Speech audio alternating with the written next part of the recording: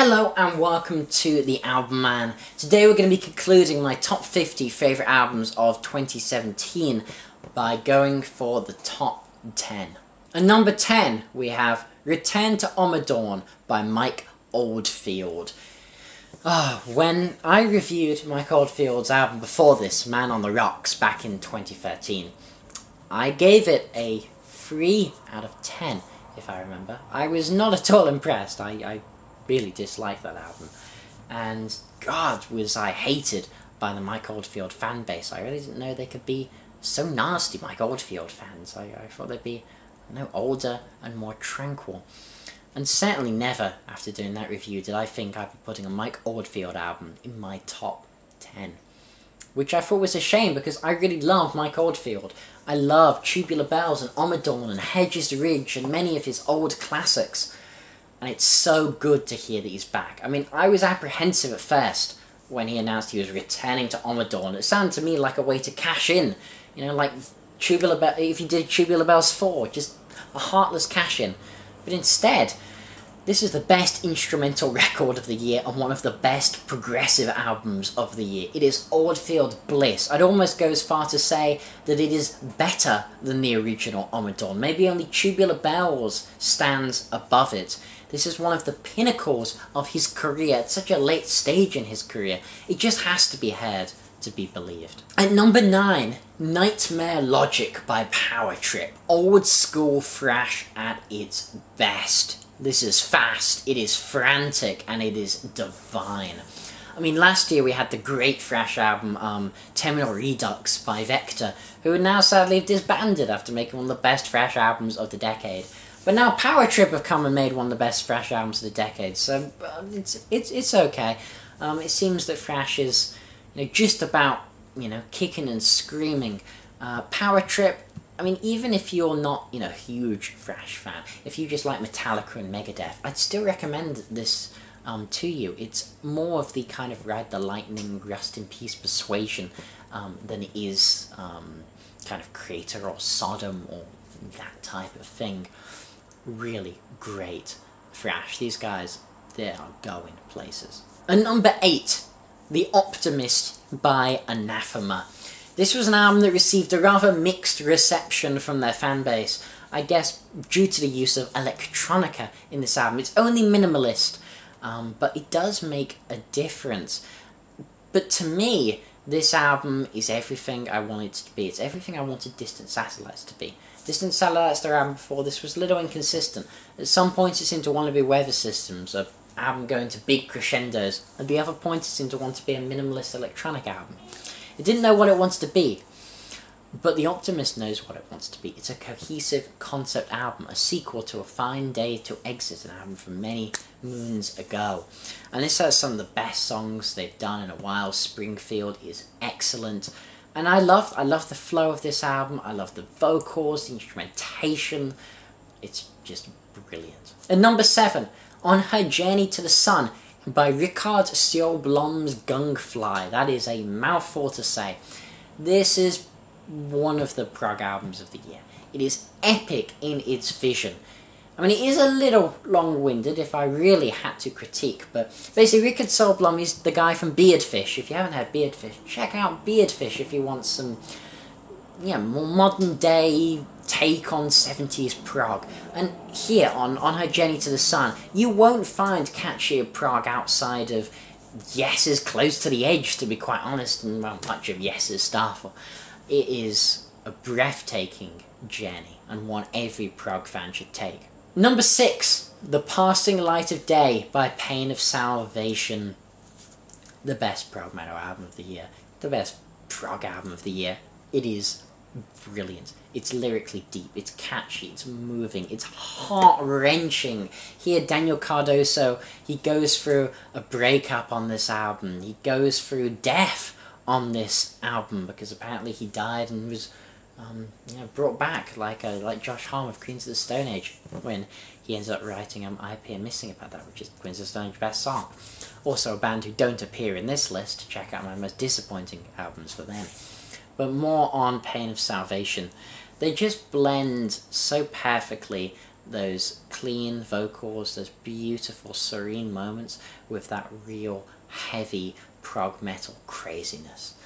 The dynamics here, they just prove themselves to be one of the best bands at what they do. I hadn't checked out Pain of Salvation before 2017, and I really need to hear more of their stuff because this album is absolutely genius. At number 5, 4 by Black Country Communion. My favourite supergroup, back at the top.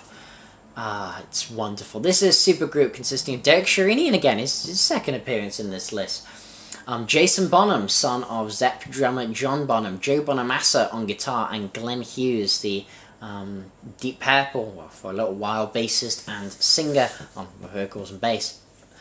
And when these guys split up a few years ago, I was so sad. I even had tickets to go and see them, but they ended up cancelling the tour because they split up. And that was a shame because they were my favourite. Them and Arrival Sons were my favourite kind of retro 70s rap music. I loved what Black Country did, and now they're back and they are brilliant. Their album before this, Afterglow, from 2012, it wasn't great. It was alright, but it wasn't anything like their first or second albums. But 4, this stands out as one of their best. I think it is up there with 1 as maybe their second best album. 1 being their best album though. Everyone here just turns it up to 11. It's the best retro rock you're gonna hear in 2017, and it fires on all cylinders, all fronts. And number 4, a huge surprise of the year, but one I couldn't have been happier to discover. Mother Blood by Grave Pleasures. If anyone remembers a band called Beast Milk from a while ago, I remember them. I thought they were really cool, a Finnish kind of post-punk band, modern. They were nice, but then they went away, which was a shame because I wanted to see them live. But now, out of their ashes comes Grave Pleasures, and they are even better. I mean, forget about Beast Milk now. Grave Pleasures are immense. They call themselves death rock, others call them post-punk metal. I'm not sure what to label them, but they blend sheer infectious joy in their choruses with massive metally riffs and kind of the Cult like Ian Astbury type voice over the top. This is all killer, no filler. Check out Be My Hiroshima, and if you're not blown away by that, then I don't know what will blow you away. Number 3, Life Without Sound by Cloud Nothings, the best band in indie rock. These are no strangers to my charts. Here and Nowhere Else was in my, I think, top 5 of 2013. I mean, these are charting very high consistently for me, this band. This is just a summertime classic is how I kind of phrase this. It's one of the albums, if not the album I've listened to the most throughout 2017. It released early, and I just listened to this time and time again. I found myself always coming back to Life Without Sound.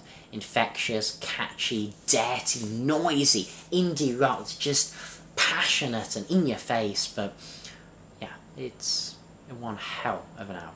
Okay, in second place we have E by Enslaved, the metal album of the year. This blew me away. It is progressive with black metal and death metal and a saxophone solo during one of the songs. I mean, a saxophone solo in a kind of atmospheric-y extreme metal album. There's growls and there's cleans, there's organs, there's all sorts. It is mind-blowingly epic. I mean, I implore you to hear this album end to end if you can. It's easy to think of Enslaved as more just kind of a pagan metal-y type band, but this is just so much more.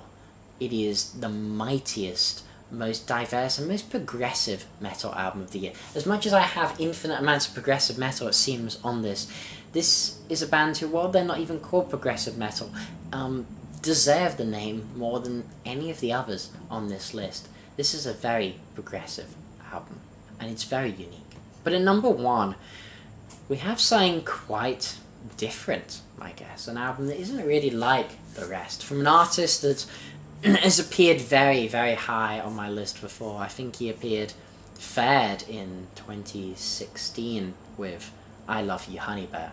This, of course, is none other but Pure Comedy by Father John Misty. What to say about Pure Comedy? I mean, I Love You Honey Bear is an album that is so close to my heart. An album I've listened to way too many times to count. And Pure Comedy, while not being quite as good, I mean, it's my favourite album of 2017, which was a great year, so it is bloody good. It's witty, it's politically relevant, it's personal and soulful, and Father John is just one of my favourite songwriters of the last few years. And without outdoing Honey Bear, this is just the most fun I've had with a record all year. It's sonically diverse and witty and more interesting musically than Honey Bear. He kind of takes it, if you had the song Bored in the USA, the piano-y one from I Love You Honey Bear, he takes that formula, turns it up to a notch and turns it into an album. It's got its own unique identity. There's nothing like this on the market. It's so distinctively Father John. He even manages to pull off an almost 10-minute song of just him on the acoustic guitar called Leaving LA. Listen to Pure Comedy by Father John Misty, because it's an album that it just hit me like no other album in 2017. There may be albums that perhaps are more technically better executed, etc., but Pure Comedy was the album that resonated the most with me, and that's why it is my favourite album of 2017. This has been TheAIbumMan. Thank you so much for watching. I hope you enjoyed my top 50 albums of 2017. Hope to see you soon for some more videos, but until then, long live rock and roll.